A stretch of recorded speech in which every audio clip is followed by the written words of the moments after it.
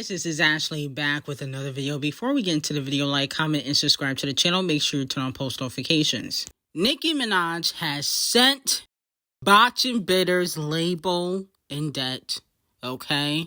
Now, it has been reported in public. This is public information. This is not allegedly. This is public information. I need y'all to pay attention. But it has been reported that, unfortunately, Warner is going bankrupt and they are in debt $3.9 billion, which is not good. So for their prior year quarter, Warner made $37 million, which is terrible. And for this quarter, they made $96 million, which is still not that great considering all the artists they got on their label, but whatever. For their total cash balance reported, it was $587 million, but it has been reported that they are in $3.984 billion in net debt. Okay?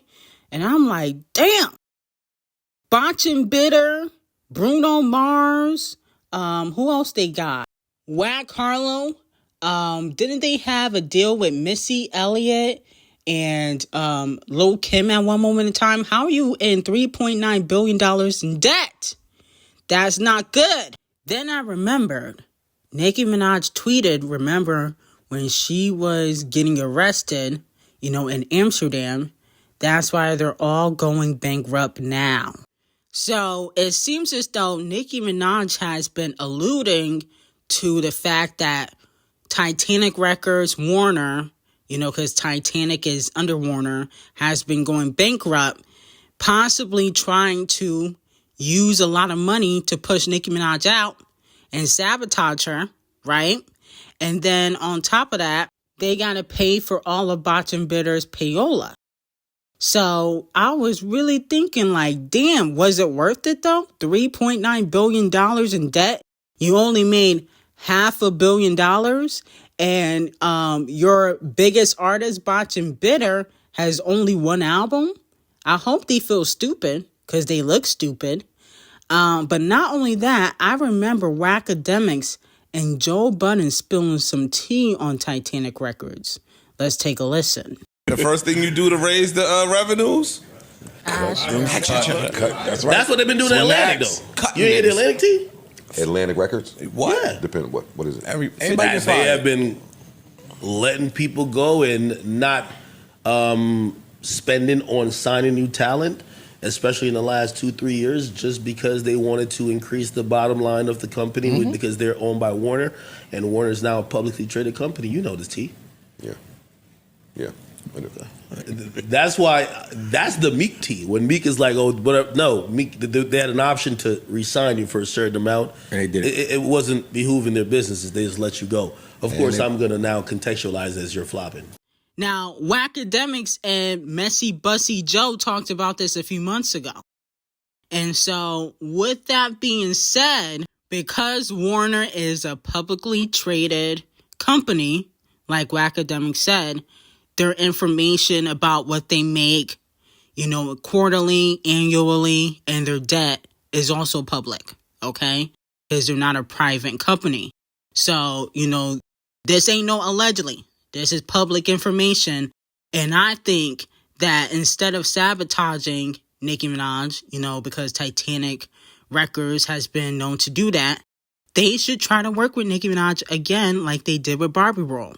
I think that they should try to poach Nicki Minaj, offer her like $100 million deal or contract, considering that I think Nicki would only put out maybe 1 or 2 more albums left in, her career. I don't think she's going to put out 4 more albums.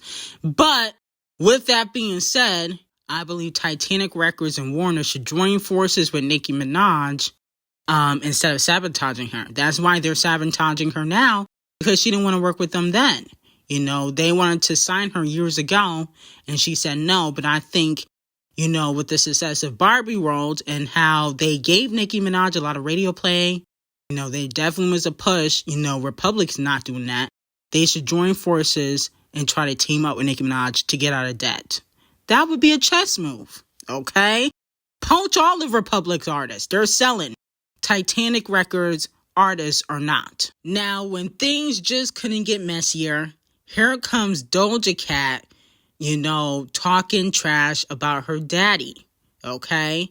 Who is an African singer and actor. And so he posted, I guess, some pictures and videos of Doja Cat, probably misses his daughter. And she commented and said, F you.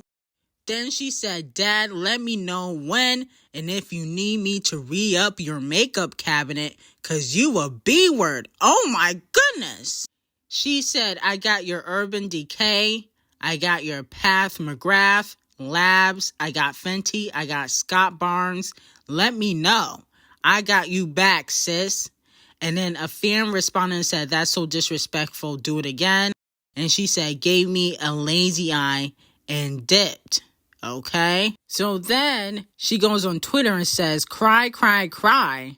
Say sorry again, B-word, because allegedly, he did an interview where he apologized to Doja Cat, because he probably was a shitty parent. Now, here's my thing with Doja. I understand that you don't have a close relationship with your father.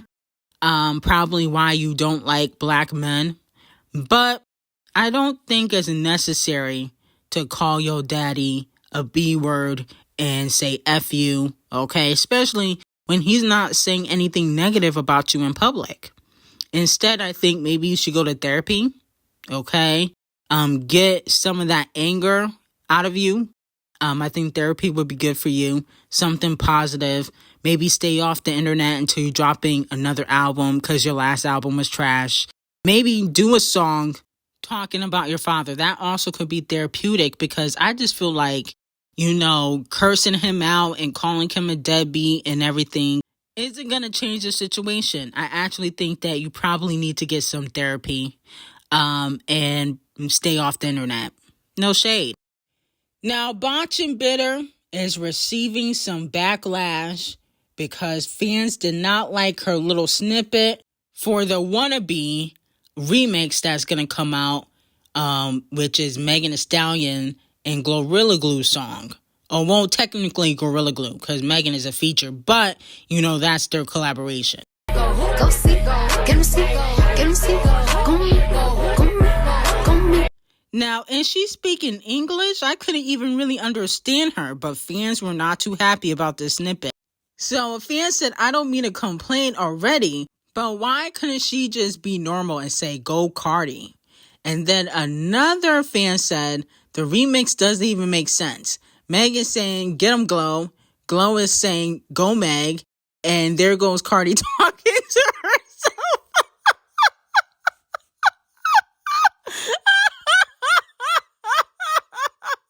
Then another fan said, Partisan, come back, please.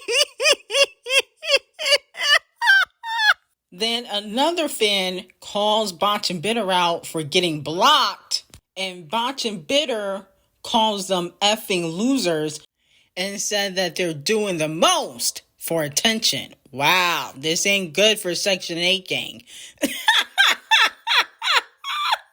Now, fans were also calling Botch and Bitter out, saying that she's gaining too much weight because she did a recent performance at a nightclub and it looks like she got her diaper booty redone and her thighs don't match her butt, okay? To me, she looks a mess, no shade. I mean, I understand wanting to be thicker and everything, but you got to get the thighs to match when you get your butt done. Them thighs don't match. She looks lopsided, in my opinion. Look like she got on a big diaper with a bunch of doo-doo in it. And on top of that, wasn't she calling Nicki Minaj arms? I don't think anybody calling Nicki Minaj arms should be gaining weight and looking a mess. Now, Cardi B has since responded to the haters, and this is what she had to say. Sad. Everybody's saying that I look fat. Like my ass is so fat.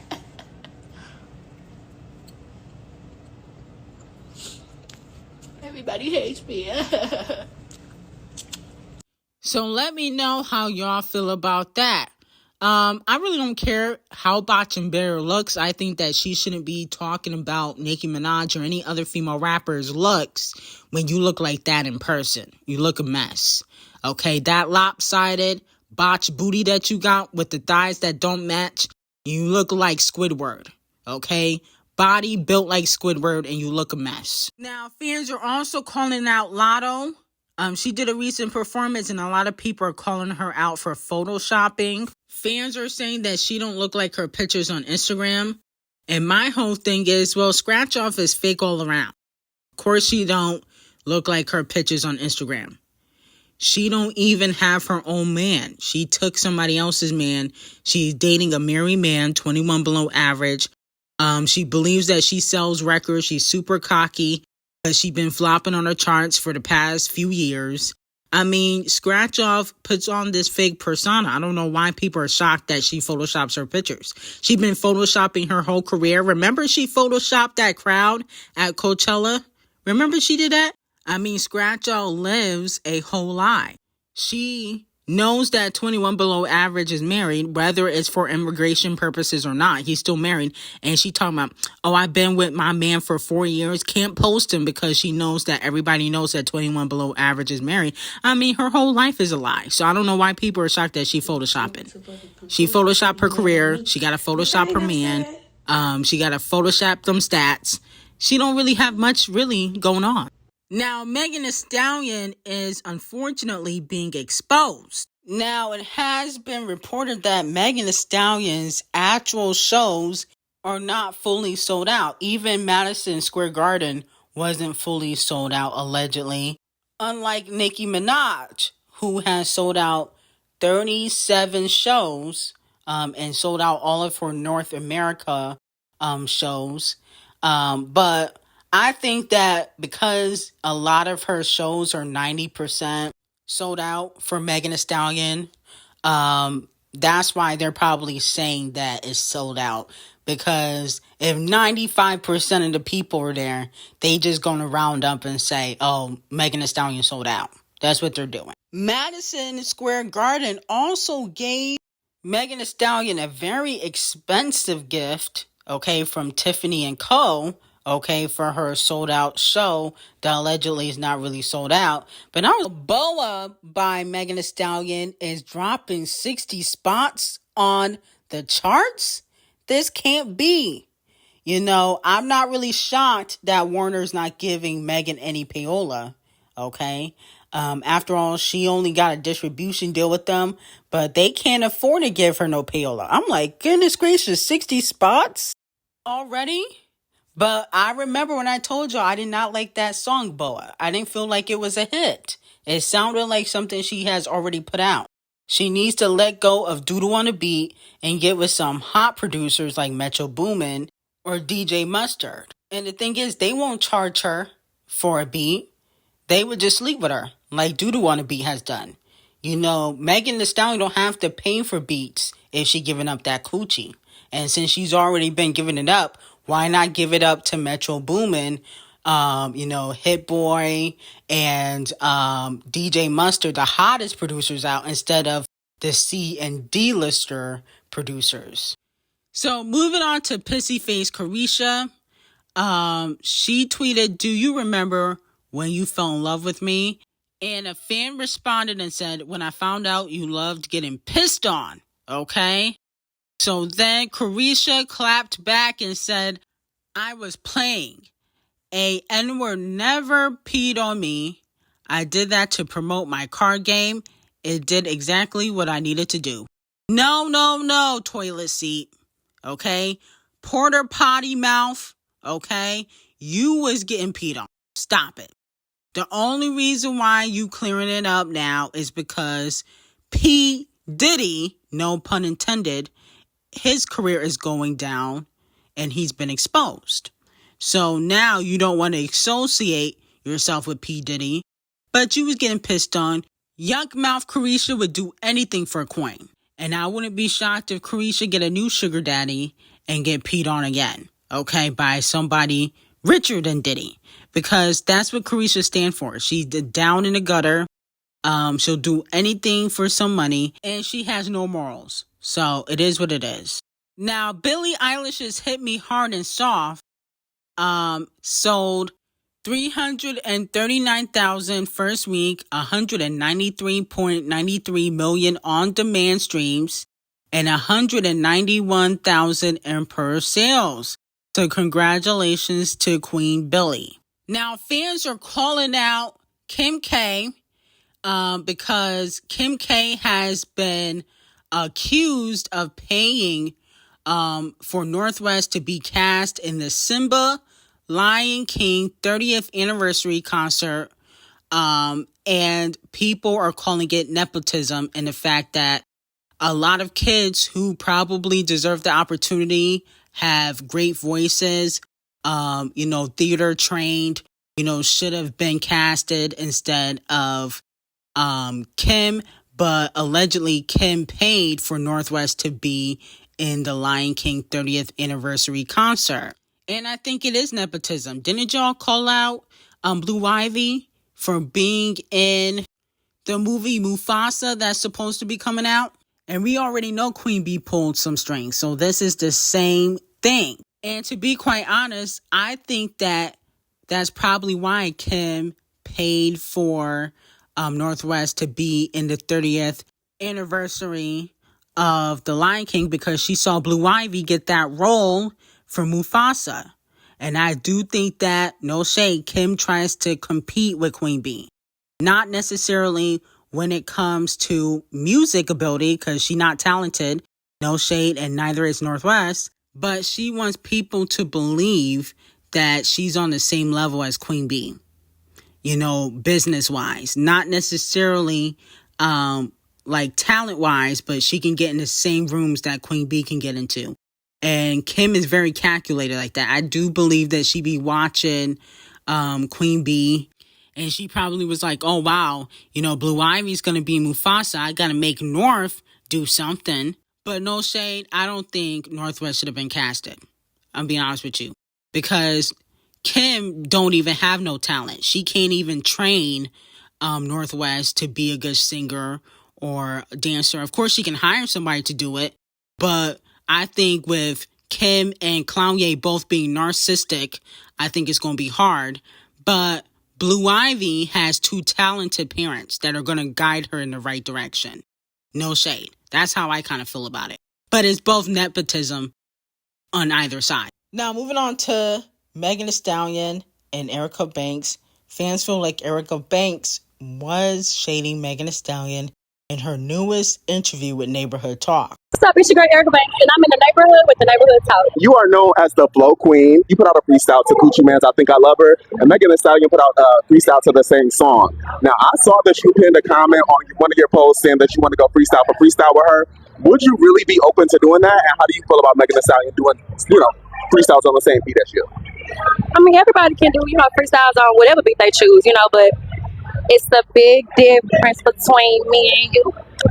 Okay, so fans feel like she was shading Megan Thee Stallion by quoting Nicki Minaj, Big Difference line, and basically saying that, she's somewhat better than Megan Thee Stallion. Because if you listen to Big Difference, that's what Nicki Minaj was basically saying in the song. But I'm going to have to disagree. I don't think that Erica Banks makes better music or is a better freestyler than Megan Thee Stallion, if I can be completely honest. She don't look better than Megan Thee Stallion. She also has a botch booty. Her music is not better than Megan Thee Stallion. I don't think her freestyles are better than Megan Thee Stallion.